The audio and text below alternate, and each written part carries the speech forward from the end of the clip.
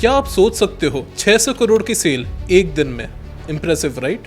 लेकिन आपको पता है क्या इंडिया का सबसे बड़ा shopping festival the big billion days का पहला दिन एक बहुत बड़ा डिजास्टर था?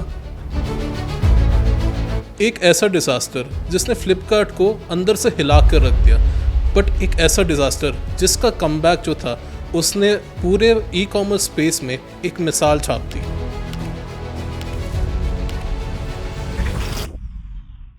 नमस्ते दोस्तों और स्वागत है आपका इस चैनल पे।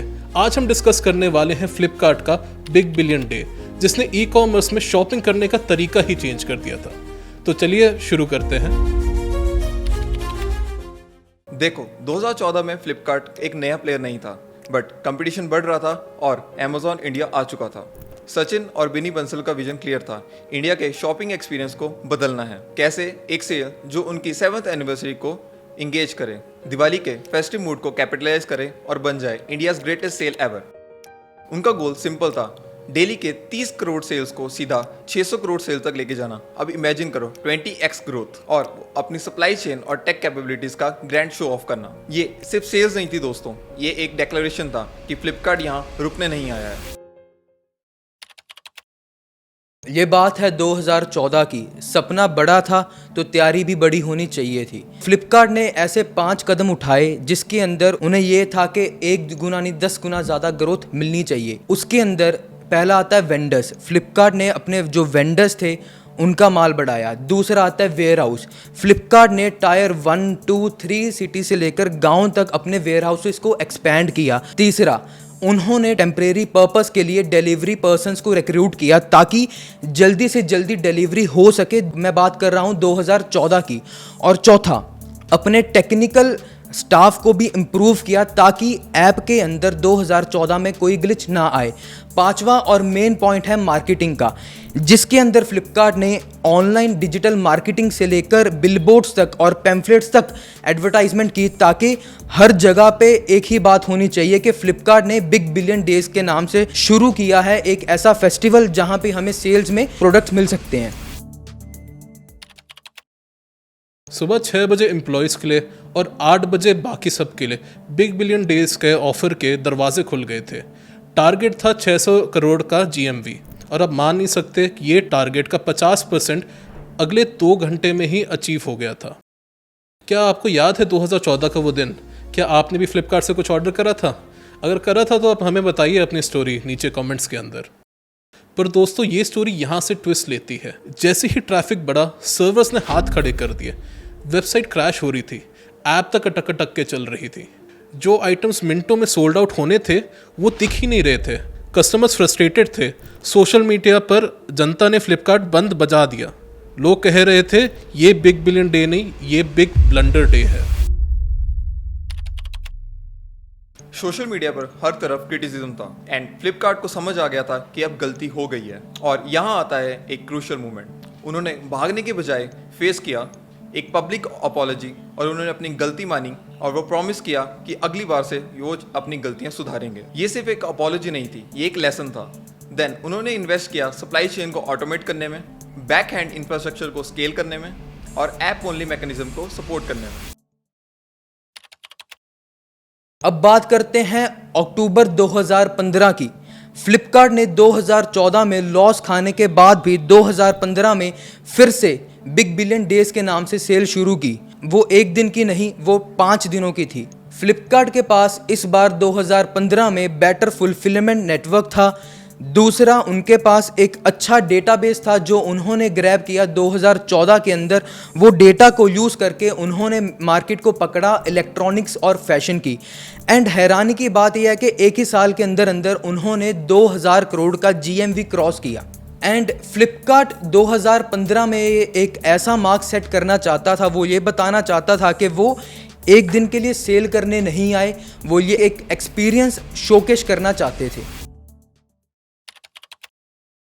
बिग बिलियन डेज ने सिर्फ फ्लिपकार्ट को नहीं बदला, बट उन्होंने पूरे इंडियन ई कॉमर्स को बदल के रख दिया। उन्होंने एक इंडस्ट्री बेंचमार्क सेट कर दी, कंज्यूमर की एक्सपेक्टेशंस शिफ्ट कर दी। कि आप भी हर साल बिग बिलियन डेज की वेट कर रहे हो? आपने जो सबसे best deal big billion days में पकड़ी थी, क्या वो सही थी? शेयर करो हमारे साथ। दोस्तों, जब मार्केट के अंदर आप एक ऐसी पोजीशन सेट कर देते हो तो कॉम्पिटिटर्स हाथ पे हाथ धर के नहीं बैठते। फिर आता है फ्लिपकार्ट का राइवल जो है अमेज़ॉन। अमेज़ॉन ने अपना इंट्रोड्यूस किया great Indian festival sale. Amazon की स्ट्रेटेजी बिल्कुल सेम थी जो फ्लिपकार्ट की थी, बट अमेज़ॉन उसको कर रहा था एक बड़े पैमाने पे। प्रीमियम मेंबर्स के लिए access, prime delivery, 4 to 6 days के अंदर डिलीवरी दे रहा था। अगर अमेज़ॉन और फ्लिपकार्ट मार्केट के अंदर आ रहे थे, फिर साथ में इंट्रोड्यूस होता है मीशो जो कि कैटर करता है मार्केट टायर 2 को, टायर 3 को एंड गांव को। एंड मीशो का एक प्राइम फोकस ये था कि उन्हें लोअर प्राइसेस के ऊपर प्ले करना है, जो ऐसी कॉम्पिटिटिव प्राइसेस देनी है जो फ्लिपकार्ट और अमेज़ॉन ऑफर नहीं कर सकते। एंड उसके बाद और भी ऐप्स आई मार्केट प्लेस के अंदर जैसे कि नाइका और मिंत्रा। अब इस पूरे कंपटीशन के अंदर अगर हम देखते हैं तो बेनिफिट किसको मिला? बेनिफिट मिलता है एंड कंज्यूमर को, जैसे कि हम लोग। अगर कंपटीशन है तभी ही हमारे पास ज़्यादा चॉइसेस हैं, बेटर डील्स हैं और हर प्लेटफॉर्म हमें अट्रैक्ट करने के लिए अच्छे से अच्छे ऑफर्स लेकर आते हैं। क्या आपको पता है करोड़ों की सेल के बावजूद भी बिग बिलियन डेज पर फ्लिपकार्ट की जेब में कुछ नहीं जाता, उल्टा बड़ा लॉस होता है उन्हें। तो बिग बिलियन डेज ने फ्लिपकार्ट को मार्केट लीडर तो बना दिया था और कंपटीशन को हिला कर रख दिया था। बट यहाँ पर एक बड़ा सवाल आता है, क्या इस एक्टिविटी से, क्या इस मार्केटिंग कैंपेन से फ्लिपकार्ट ने पैसे बनाए या नहीं बनाए? चलिए हम देखते हैं पिछले 2-3 साल की रिपोर्ट कार्ड को। 2023 के बिग बिलियन डे में फ्लिपकार्ट पर 1.4 बिलियन यानी 140 करोड़ विजिट्स हुए। ये एक रिकॉर्ड था, लेकिन इस रिकॉर्ड तोड़ ट्रैफिक का एक साइड इफेक्ट भी हुआ। पेरेंट कंपनी वॉलमार्ट के प्रॉफिट मार्जिन्स गिर गए। क्यों? क्योंकि बीबीडी का मतलब है हैवी डिस्काउंट्स। फाइनेंशियल ईयर 25 में फ्लिपकार्ट इंडिया का टोटल लॉस बढ़कर 5,189 करोड़ हो गया, जबकि रेवेन्यू बढ़ा था।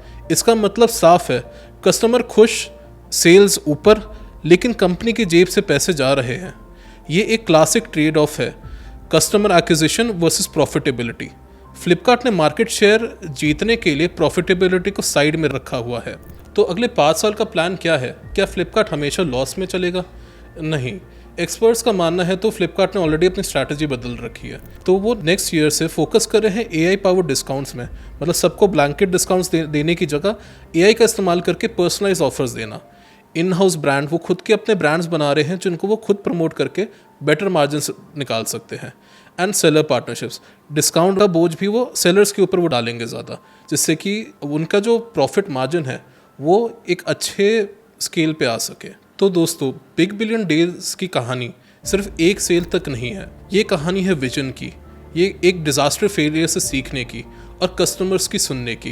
पहले फेलियर से सीख के फ्लिपकार्ट ने ऐसा इवेंट बनाया जो आज के टाइम में सबसे ज़्यादा यादगार इवेंट है पूरे ई कॉमर्स स्पेस में। तो अगर ये आपको कहानी पसंद आई है तो इस वीडियो को लाइक करिए, अपने दोस्तों के साथ शेयर करिए और हाँ, इस चैनल को सब्सक्राइब करना मत भूलना, ठीक है? और हम मिलते हैं अगले ही वीडियो पे।